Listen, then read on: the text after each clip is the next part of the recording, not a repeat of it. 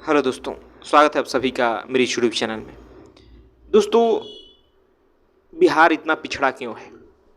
बिहार के पिछड़ेपन को देखा जाए तो हर राज्य में पीछे है। उसके भीतर अशिक्षा है, गरीबी है, भूखमरी है, जातिवाद है, अंधविश्वास है और तमाम तरह की सामाजिक बुराइयां वहाँ है। और इसके कारण कहीं ना कहीं बिहार को बड़े घृणित दृष्टि से देखा जाता है। वहाँ के लोगों को बड़ा हीन समझा जाता है। दोस्तों, मैं भी बिहार का हूँ और मैंने इस बात को महसूस किया है कि बिहार सच में पीछा है। बहुत मामलों में वो आज भी पीछे है और उसका सबसे बड़ा अगर कारण कहा जाए तो शिक्षा है। जो राज्य शिक्षा में पीछे रहेगा वो निश्चित रूप से पीछे ही रहेगा। शिक्षा ऐसा चीज़ है जो आपके भीतर समझ को लाता है, जो आपके भीतर सोचने समझने की बुद्धि देता है, जिससे आप समझ पाते हैं कि क्या सही है क्या गलत, जिससे आप जान पाते हैं कि दुनिया में क्या चल रहा है और मैं क्या कर रहा हूँ। बहुत सारे चीज़ें हैं कि अगर सही शिक्षा दिया जाए तो उसको दूर किया जा सकता है, लेकिन वहाँ शिक्षा का हालत बहुत खस्ता है। और इसका कहीं ना कहीं कारण नेता हैं, राजनीतिक लोग हैं जो कि वहाँ सत्ता में हैं या विपक्ष में हैं। जो राजनीतिक पार्टियाँ हैं वहाँ की, वो कहीं ना कहीं इसकी दोषी है। क्योंकि राजनेता क्यों चाहेगा कि आप शिक्षित हों? कोई राजनेता नहीं चाहेगा, क्योंकि जब भी आप शिक्षित होंगे तो आप विवेकवान हो जाएंगे, आप सोच समझ के अपना वोट देंगे। आप पर कोई अनपढ़, कोई अशिक्षित, कोई जातिवाद की राजनीति करने वाला राज नहीं कर सकता। क्यों भला वो आपको वोट देगा? वो विचार करेगा ना कि आप किन मुद्दों पे बात कर रहे हैं, आप किन मुद्दों पर चल रहे हैं, आपके किस आधार पर राजनीति चमकाई है, वो सारे के सारे चीज़ें देखेगा। तो इसीलिए साजिश के तहत शिक्षा को चौपट किया जाता है, जो सरकारी शिक्षा है। और सरकारी स्कूलों का हाल तो पूरे देश में खराब है, लेकिन सबसे खराब अगर देखा जाए तो बिहार में आपको मिल जाएगी। काफ़ी सालों से वहाँ शिक्षकों की भर्ती नहीं की जाती, और जो शिक्षक भर्ती किए जाते हैं वो भी सर्टिफिकेट के आधार पे, वहीं भ्रष्टाचार द्वारा किसी को भी उठा करके शिक्षक बना देते हैं। तो फिर वो लोग शिक्षा की स्थिति को क्या करेंगे? जिनके भीतर गुणवत्ता नहीं रहेगी वो कैसे शिक्षा देंगे, आप सोच सकते हैं। और यही कारण है कि वहाँ समझ का स्तर बहुत कम है। जो युवा हैं उनके भीतर इतनी टैलेंट नहीं होती कि वो अपना रोजगार जमा सकें। उनको सिर्फ और सिर्फ एक ही चीज़ दिखाई देता है, सरकारी नौकरी। सबसे ज़्यादा अगर सरकारी नौकरी की कहीं तैयारी की जाती है तो वो बिहार है, क्योंकि दूसरा उनके पास कोई गुण ही नहीं है, कोई कला ही नहीं है, कुछ सीखे ही नहीं है वो। न वहाँ वैसे संस्थान है जो सिखा सके, न उनके पास इतने पैसे हैं कि उसके लिए सीखने के लिए खर्च कर सके, क्योंकि आबादी भी उतनी ही है। सबसे ज़्यादा जनसंख्या घनत्व तो बिहार की है, यानी कि क्षेत्रफल कम है और लोग ज़्यादा हैं। क्यों है इतना?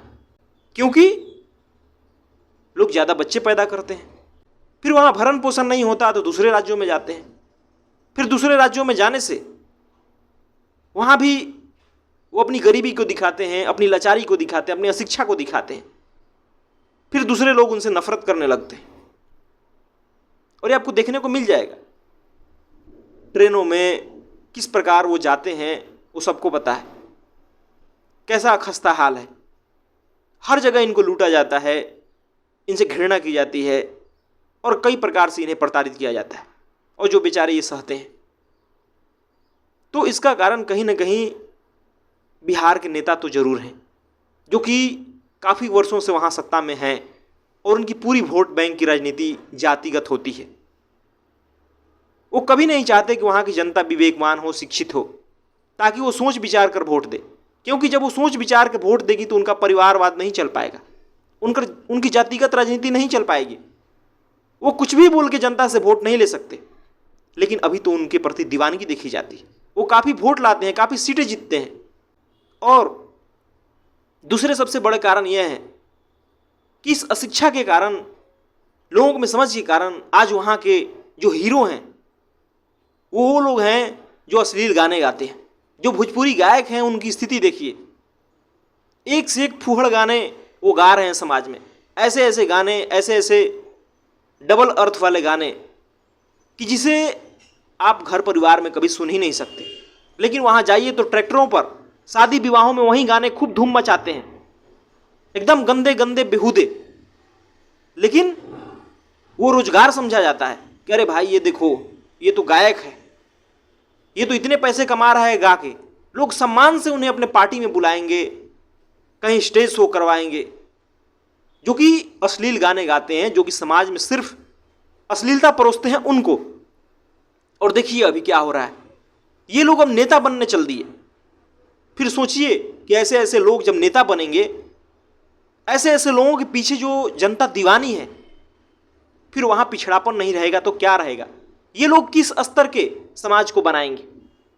इनकी मानसिकता कितनी दूरदर्शिता रखती होगी, आप सोच करके देखिए। लेकिन यही हो रहा है। और सबसे दोषी तो मैं उन लोगों को मानता हूं जो बिहार से ही रह के बहुत आगे बढ़ चुके, जो आईएएस आईपीएस बनते हैं। कहा जाता है कि बिहारी सबसे ज्यादा आईएएस आईपीएस बनते हैं, लेकिन कभी वो मुड़ के बिहार की ओर देखते नहीं। खुद की जीवन तो ऊंचा बना लेते हैं, लेकिन वो लोग कभी एक भी सामाजिक कार्य बिहार के लिए नहीं करते। वो हमेशा के लिए बिहार से पलायन कर जाते हैं, दूसरे राज्यों में जाके बस जाते हैं। अगर उनके प्रति जरा भी बिहार से प्रेम होता, जरा भी वो बिहार के लिए कुछ करते समाज में, तो बिहार की स्थिति ऐसी नहीं रहती। जब सारे शिक्षित लोग, जब सारे अमीर लोग, जो थोड़े बुद्धिमान हुए, वो लोग बिहार को छोड़ देंगे, उस पर तरह तरह के आरोप लगा कि वहाँ जातिवाद है, वहाँ शिक्षा है, वहाँ भुखमरी है और पता नहीं क्या क्या, तो बताइए कि फिर वहाँ कैसे लोग बचे?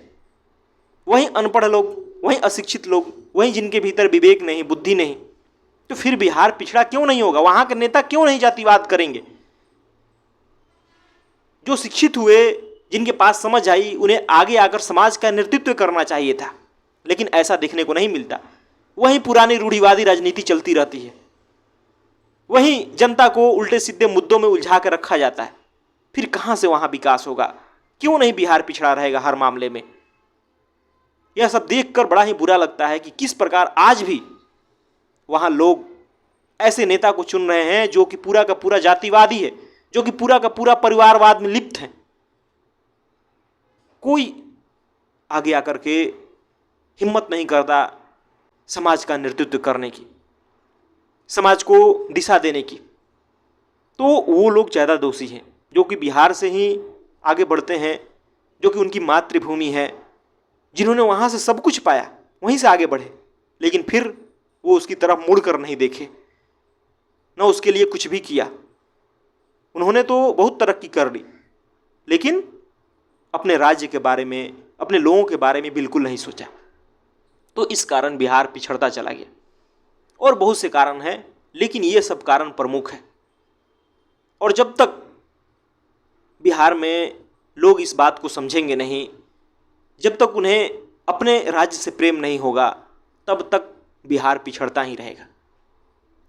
जो शिक्षित हैं, जो समझदार हैं, उन्हें चाहिए कि कम से कम ऐसे लोगों का समर्थन न करें जो जातिवाद फैला रहे हैं, जो कि समाज में कुरीतियों को, बुराइयों को जन्म दे रहे हैं। चाहे वो कितने ही बड़े पूंजीपति हों, कितने ही बड़े नेता हों, उन्हें उपेक्षा की दृष्टि से देखना पड़ेगा, उनका विरोध करना पड़ेगा। नहीं तो वो लोग जनता को, राज्य को सिर्फ पीछे ले जाएंगे, उनके कारण आपकी हंसी उड़ेगी।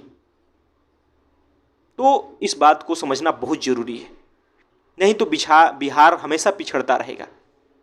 आज के युग में भी वो पिछड़ा है तो सिर्फ इसीलिए है क्योंकि वहाँ शिक्षा की कमी है।